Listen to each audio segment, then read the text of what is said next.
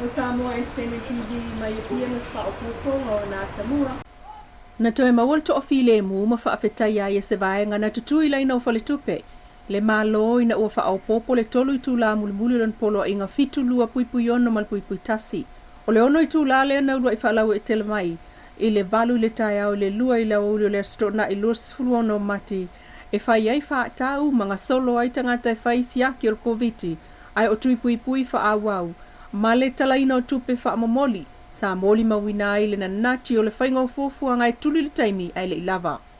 I le moli mawal tina ia mawhifui e tā ane le sifuru lua i lawa ulu le stonai.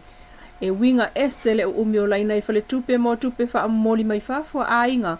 O lo wha moe moe wha taunga i whale o loa i tupe ia e wha talitali. Mai na maua i fo ia i lea laina a ngā i whale tupe le money transfer.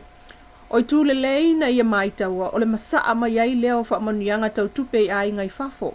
Ma le au ngā ruenga whaavai taimi lea o tua iai a inga e pei o lona a inga. Sa le masani o na tutui ni laina o umi whaapenei.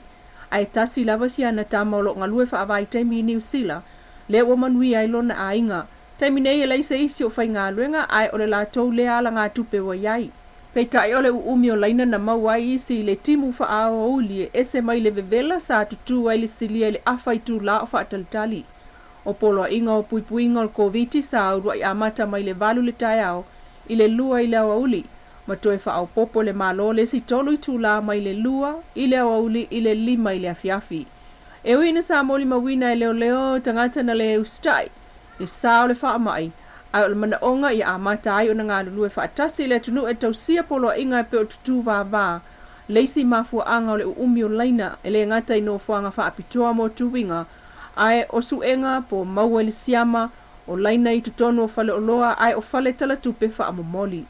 Ai o wha amafa le malo o ai inga uma ua wha ataatia mo le puipui e wha aititi ai le pepesi o le wha amai o le COVID-19 fuluiva. E peilea o le wha amalu sia le whaia o talifonga i teimi uma. Wha amalu sia le tausia o le vāma isi tangata. Wha ataua le fufulu o lima. Ma ia tau ave i teimi uma pe patui o le COVID-19 fuluiva. Ma ua whalangolango le malo le ngā nunu e whaatasi e puipuia Samoa mai le nei wha mai matautia. Samoa Entertainment TV mai ia na whaopopo o nā Samoa. Ia sa tai au i aloko le tua ai wha soifua.